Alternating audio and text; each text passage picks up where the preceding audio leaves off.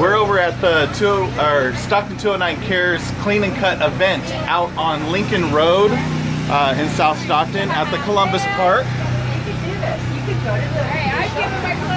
And I'm in here with Patty Small, and a lot of you don't know that Patty taught me how to groom dogs when I was 17. I think I was 17 years old, and I worked for Patty for a couple years. And in the tub we have, it's Lucy, right? And what Patty did is she created, I'm going to go outside so you can see this thing because it's amazing. She created this mobile dog grooming trailer so she can go out to events. And look at this thing. This thing is incredible. And Patty owns the barking lot in North Stockton, and she comes out and she volunteers her time to provide care and grooming services to the homeless in Stockton during these events. And what a lot of people don't realize is that some of these folks that have become homeless became homeless because they couldn't find lodging that would allow them to have pets. And so now they're on the streets because they care about their pets so much, and they can't get into shelters because the shelters don't allow pets. So they're forced to live on the streets until they can find accommodations, and they don't have the money or the funds or the resources to care for these animals. So Patty comes out and she makes sure that the dogs are healthy and cared for and groomed, so they don't get infections and the things that happen when dogs aren't groomed properly. And not only is Patty and the barking lot out here providing services, but there's a variety of businesses. We have all kinds of barbers that are out providing general grooming care. I'm going to turn so you guys can see these guys.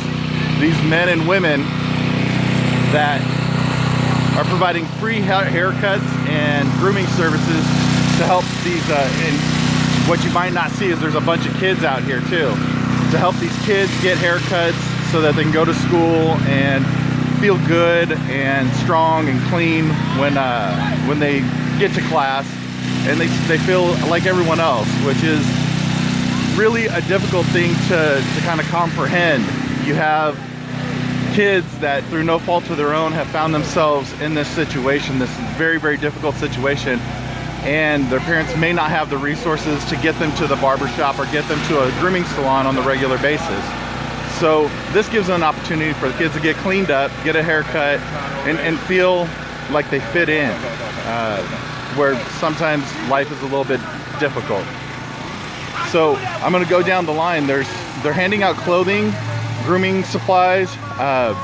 We donated toothpaste and toothbrushes and some care goods for this event. My kids are over there. That's them in the green shirt.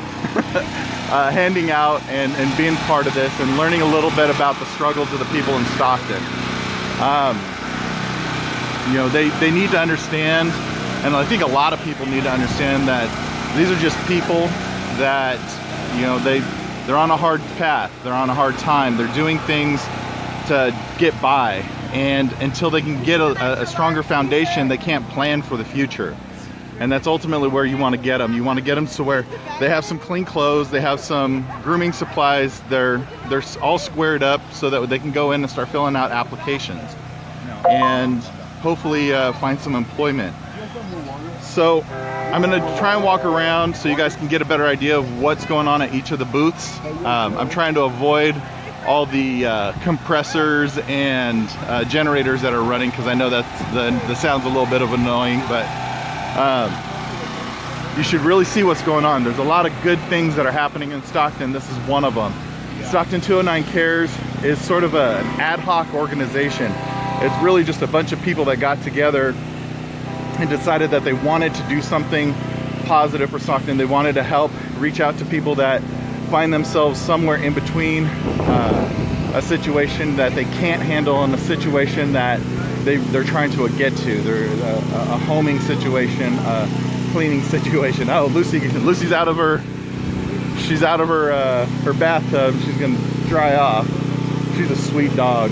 The young lady that found her a couple of days ago, she was saying that they found each other on the street together, and they immediately clicked. And hopefully that relationship, that security, that friendship that they develop is going to be one that's beneficial for both of them. You can already tell Lucy's feeling better about her bath. She's wandering around sniffing things. So we have folks that are providing free food for the pets over here on this table for the folks that are out there, because that's another issue, is not only do these people have a hard time finding food for themselves, they have to feed these animals that provides a service to them.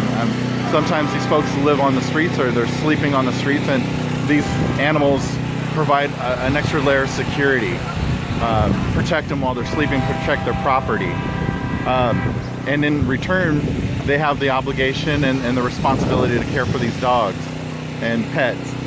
So it's amazing to see all these people out here providing services, providing their time on a Sunday afternoon when they could be at home barbecuing for their families. They're out here giving back to the community in the most genuine way. We have Rise Above the Rescue providing health and pets supplies for these folks. We have the Knights of Charity that are out here providing services. We have Safety Net Wireless that's providing phone services for people, and get your free phones. And that's one of the big parts, is once these folks get some clean clothes and they get a haircut and they get some food, the next step is getting a job. And anybody who's applied for a job knows you need to have a phone number. You need to have a way for that employer to contact you back. Not only that, you have, sorry, there's a train. There's a train going by. And I used to work over here, and I can't tell you how many times a year somebody gets trapped on these train tracks and loses their life. It's a very dangerous life out here.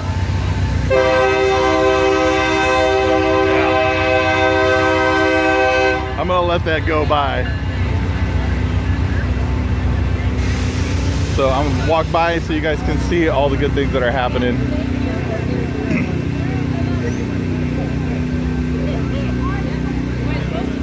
Thank you. You're welcome, Philip. Can you practice how you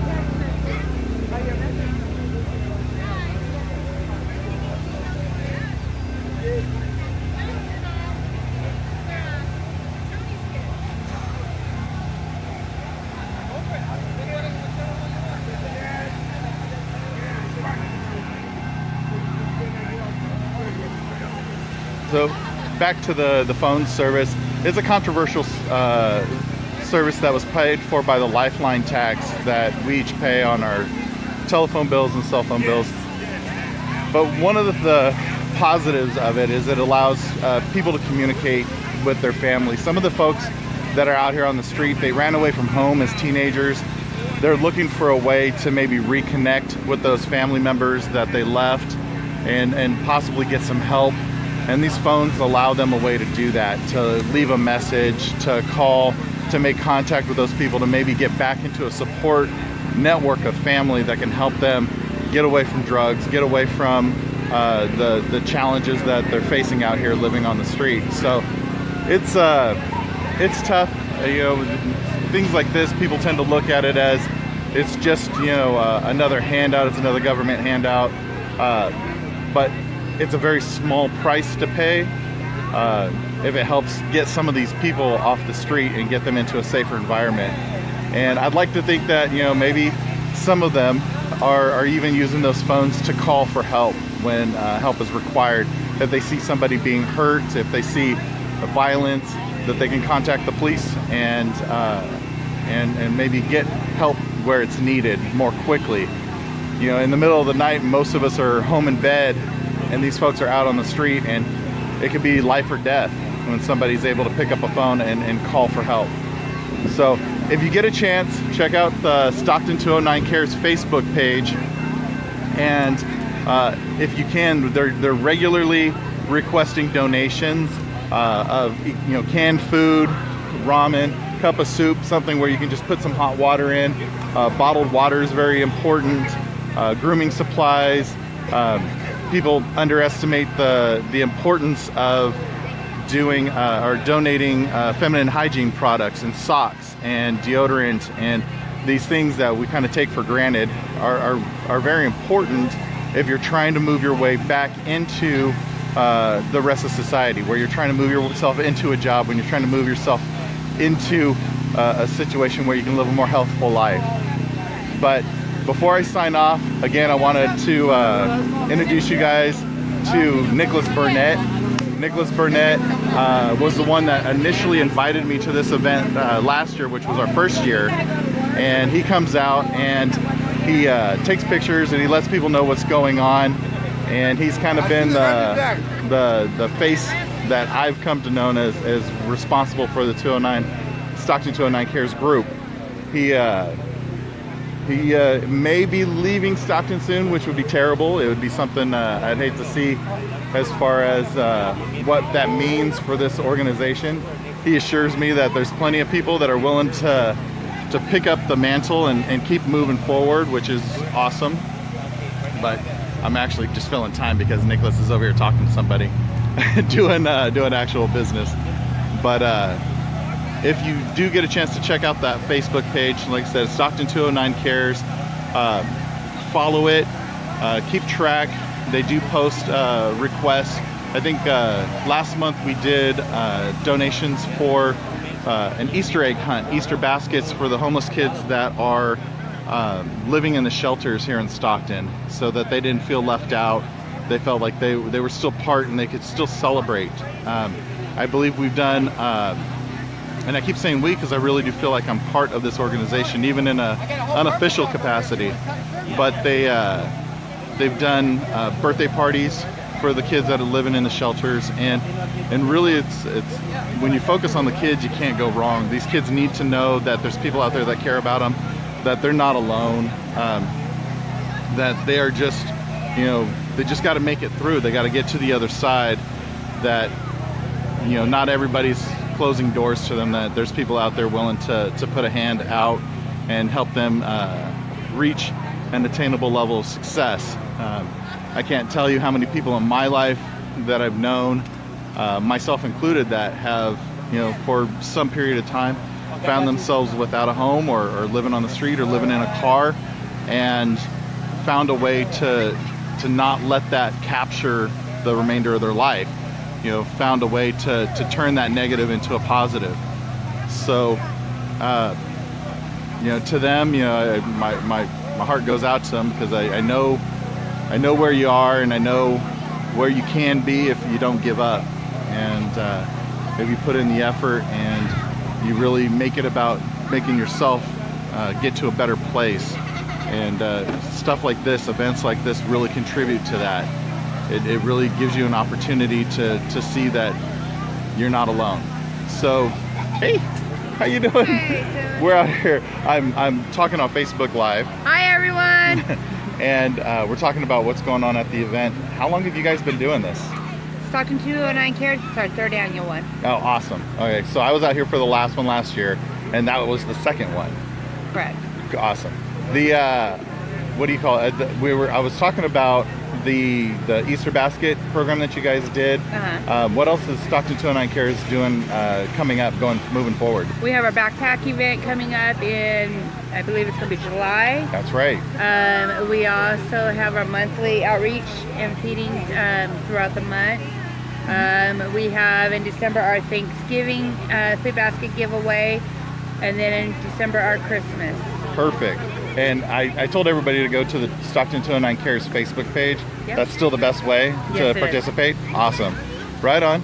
Okay, so I'm going to be signing off because Nick looks like he's a little bit too busy, but I might sign in with him later. Hope everybody gets a chance to visit the page and contribute and Come on out. bring this to the next level, and maybe do more of these throughout the year. All right, bye guys.